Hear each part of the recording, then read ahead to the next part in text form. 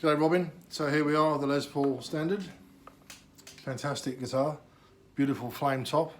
This is the guitar that most people expect to see when you talk about a Les Paul Standard. This is the one that the Jimmy Page, all those English guys, and Mike Bloomfield says traditional, because at one stage they were doing chambered guitars. This is actually the traditional, which they don't make anymore. But this is made in the traditional way. But they started making all these different variants of the Les Paul, which a lot of them have been got rid of it. Even an expert, it's hard to track how many Gibson Les Pauls they've actually made over the years, but it's, rest assured it's myriad. So this is the traditional. In other words, it's got the solid mahogany body and the carved maple top, and this is quite stunning, as you can see. Remarkable. It's in great condition at the front, almost like new at the back, not quite so good. It's got a fair bit of belt buckle rash, what we call belt buckle rash. It's done from your belt buckle, obviously, but also the studs on your Levi jeans, and pretty well all the people that have copied the Levi's over the years, they've got those rivets on, and it does damage to almost every guitar. It's been well cared for other than that, and I'd say the chap that's actually part of a deceased estate, I think this was probably his main guitar. It certainly looks like it's had the most wear from the back, but it's been well cared for other than that. We've given it a full clean detail and service, and it's quite magnificent.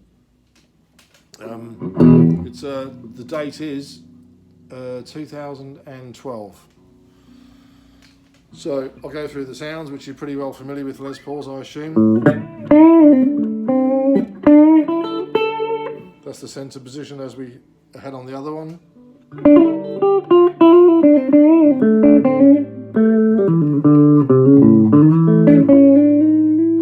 With the Les Paul, they sort of cut each other out in the centre position.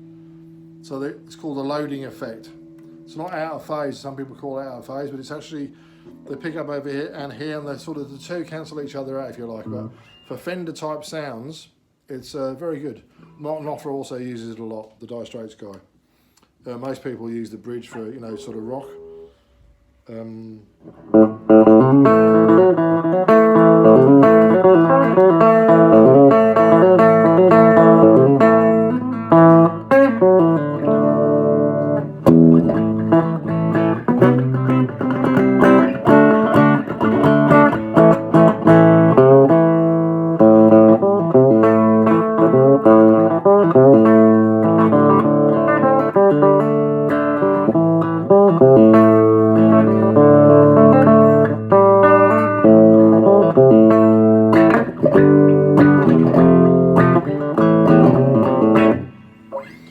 That's the clean sound on the bridge pickup.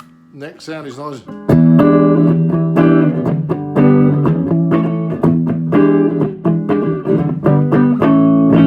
Sorry about the playing, I'm normally a bit more dexterous than this, but having trouble muting, and my fingers still haven't recovered. There's not much sensitivity, but trying to give you a bit of an idea of the sounds.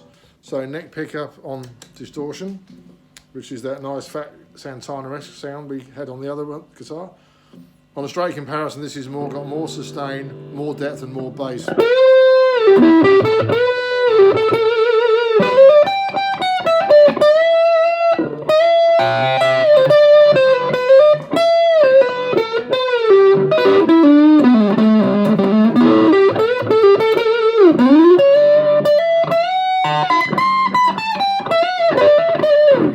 run the tone off like we had before, we can get that little trick with the